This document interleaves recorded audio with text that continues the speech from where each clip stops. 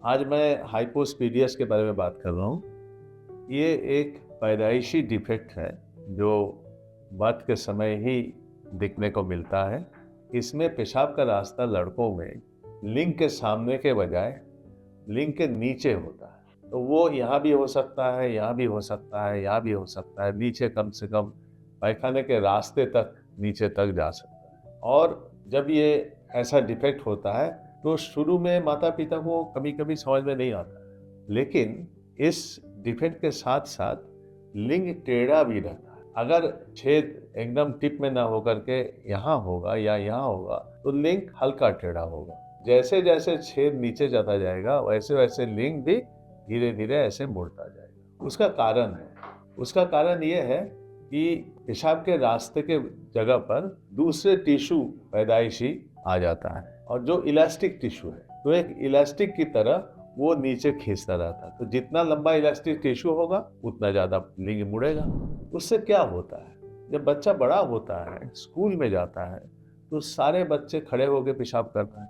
ये बैठ के पेशाब करता है लड़कियों की तरह। क्यों? क्योंकि अगर ये खड़े होकर पेशाब करेंगे तो इसका पेशाब का धार उसके अपनी तरफ रहेगा, क्योंकि लिंग मुड़ा हुआ है। तो ये शर्मा करके, अब कपड़ा भीग जाएगा, तो ये शर्मा करके बैठ के पेशाब, तो इससे इसको बहुत साइकोलॉजिकल ट्रॉमा होता है। लोग चिढ़ाते हैं, दूसरे बच्चे चिढ़ाते हैं, तो वो खेलना बंद कर देता है, लोगों से बात करना बंद कर देता है, अपने में रहना पसंद करता है। और अगर इसका इलाज माँ बाप ने सही समय पे नहीं कराया तो जब शादी का समय होता है तो ये शादी लायक रहते नहीं, क्योंकि ये संपर्क कर नहीं सकते अपने वाइफ के साथ, तो फिर शादी टूट जाएगी और उससे और बड़ा समस्या हो गया साइकोलॉजिकल, सोशल। तो इसलिए इसका इलाज होना बहुत जरूरी है। ये बहुत बारीक काम है इसको करना, क्योंकि जैसे हम लोग घर में ड्रेन बनाते हैं तो ड्रेन जब तक मजबूत नहीं होता है तब तक हम लोग उसमें पानी छोड़ते नहीं तो ड्रेन क्रैक कर जाएगा।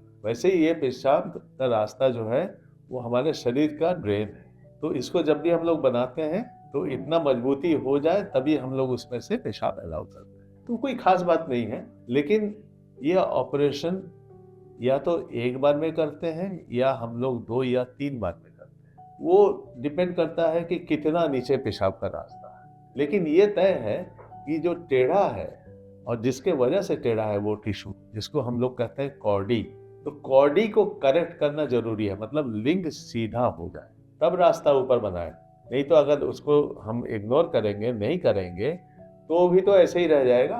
तो रास्ता ऊपर भी आ गया तो भी कोई हल नहीं निकला। तो ये जो कॉर्डी है जिसकी वजह से ये टेढ़ा है, इसको पूरे ढंग से निकाल देना जरूरी, जिसको हम लोग कहते हैं कॉर्डी करेक्शन। तो पहला स्टेज में हम लोग पसंद करते हैं कि कॉर्डी करेक्ट करें। अब अगर खाली थोड़ा सा नीचे है तो कॉर्डी करेक्शन और पेशाब का रास्ता बनाना, जिसको हम लोग कहते हैं यूरेथ्रोप्लास्टी। प्लास्टी मतलब बनाना, ट्यूब बनाना, यूरेथ्रो मीन्स यूरेथ्रा, पेशाब का रास्ता। तो 2 अंग होते हैं, एक है कॉर्डी करेक्शन, एक है यूरेथ्रोप्लास्टी। तो ये अगर जरा सा नीचे है तो ये दोनों साथ मिलाया जा सकता है और एक स्टेज में पूरा सर्जरी हो जाता है। लेकिन अगर बहुत नीचे है तो फर्स्ट स्टेज में हम लोगों को कॉर्डी करेक्शन करना पड़ता है ताकि लिंग सीधा हो जाए। उसके कम से कम 6 महीने बाद तब हम लोग दूसरा स्टेज करते हैं। वो इसलिए 6 महीना क्योंकि कहीं भी चोट लगता है, ऑपरेशन भी एक चोट है, तो वो जगह हार्ड हो जाता है। तो हार्ड होने की वजह से हम इसको मोड़ नहीं सकते पेशाब का रास्ता बनाने के लिए, तो हमको ऐसे मोड़ना है ताकि रास्ता बने। तो इसलिए हम लोग 6 महीना बाद यूरेथ्रोप्लास्टी करते हैं। तो अब आप समझ सकते हैं कि हाइपोस्पीडियस रिपेयर का जो अंग है वो है कॉर्डी करेक्शन और यूरेथ्रोप्लास्टी। अगर ना करे हाइपोस्पीडियस रिपेयर तो बच्चे का शुरू से समस्या आएगी, वो साइकोलॉजिकल ट्रॉमा होगा। स्कूल जाने के बाद उसको लड़के चिढ़ाएंगे, और बड़ा होगा, एडल्ट होगा, तो भी उसको समस्या है कि उसको अपना समस्या के बारे में मालूम है। और शादी के बाद तो समस्या ही समस्या है, शादी अवश्य टूट जाएगा, इसमें दो राय नहीं। तो इसलिए ये ऑपरेशन एक बार में हो, 2 बार में हो, 3 बार में हो, ठीक से माता पिता को समझा करके करना चाहिए, क्योंकि ये पूरी जिंदगी का सवाल है। तो हम लोग चूंकि बच्चे स्कूल में जाएंगे, लड़के चिढ़ाएंगे, इसलिए ऑपरेशन कब करना चाहिए? स्कूल जाने के पहले, ताकि लोग चिढ़ाए नहीं, साइकोलॉजिकल ट्रॉमा ना हो। तो इसलिए पहला ऑपरेशन जो हम लोग कॉर्डी करेक्शन करते हैं वो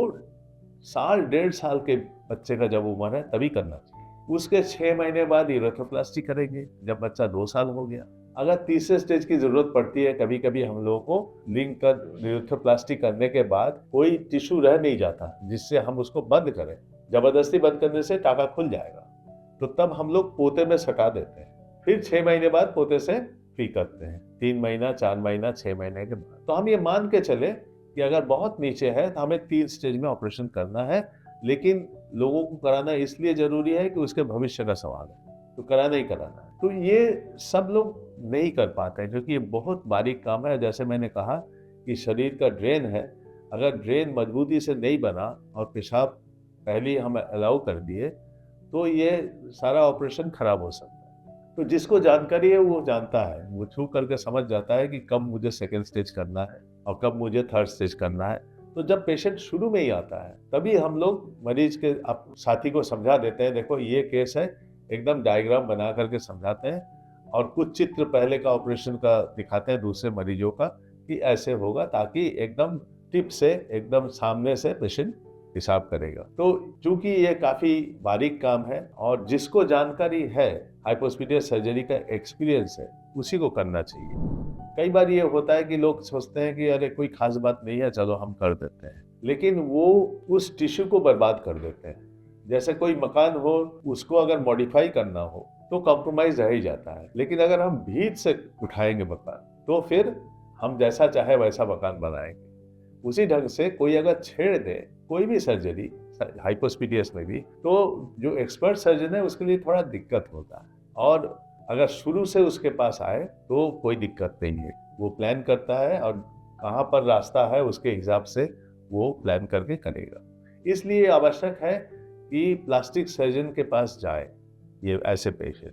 कई बार दूसरे स्पेशलिटी के लोग भी इसको करने की कोशिश करते हैं, लेकिन अगर तजुर्बा काफ़ी नहीं है तो फिर उस चीज़ को बर्बाद कर देता है और बाद में जब पेशेंट प्लास्टिक सर्जन के पास जाता है तो उसके लिए थोड़ा कठिन परिस्थिति का सामना करना पड़ता है। इसलिए ऐसे केस में ये कम्प्लीटली ट्रीटेबल है, एकदम ठीक हो सकता है और किसी को पता नहीं चलेगा ऑपरेशन के बाद भी इसका ऑपरेशन हुआ है। और पेशेंट का साइकोलॉजिकल ट्रॉमा और फंक्शनल प्रॉब्लम ये दोनों एकदम ठीक हो जाता है। तो हमारे पास इसका मतलब कई कारण है जिसके वजह से हाइपोस्पीडियस सर्जरी किया जाता है। पहला कारण यह है और क्राइटेरिया यह है कि अच्छे सर्जरी हो कि वो सामने से पेशाब करे। दूसरा चीज है लिंग टेढ़ा ना हो। तीसरा चीज है कि वो अपने सहधर्मिणी के साथ संपर्क बना सके। तो ये मेन 3 चीज की वजह से ये हम लोग ऑपरेशन करते हैं और ऐसे पेशेंट का भविष्य एकदम उज्जवल रहता है, बशर्ते कि वो सही आदमी के पास गया हो और ठीक ढंग से ऑपरेशन कराया हो। इसलिए इसकी जानकारी बहुत ज़रूरी है। ऐसा नहीं है कि कोई भी सर्जन इसको कर लेगा, इसके लिए अलग से ट्रेनिंग होती है और प्लास्टिक सर्जन को ये ट्रेनिंग होती है। सभी प्लास्टिक सर्जन को भी ट्रेनिंग नहीं होती है, क्योंकि जहाँ से वो पढ़े लिखे हैं वहाँ पर अगर ऐसा सर्जरी देखे हैं या असिस्ट किए हैं तब तो उनको ज्ञान है, और नहीं तो वो कोई पास आउट करने के बाद कोई वर्कशॉप वगैरह अटेंड करते हैं और सीख लेते हैं। तो ये अपने ऊपर है कि कौन सीखना चाहता है कौन नहीं, लेकिन पेशेंट को अल्टीमेटली ट्रेन्ड प्लास्टिक सर्जन के पास ही जाना चाहिए, तभी पूर्ण रूप से वो ठीक हो जाएगा। कोई दिक्कत नहीं। धन्यवाद।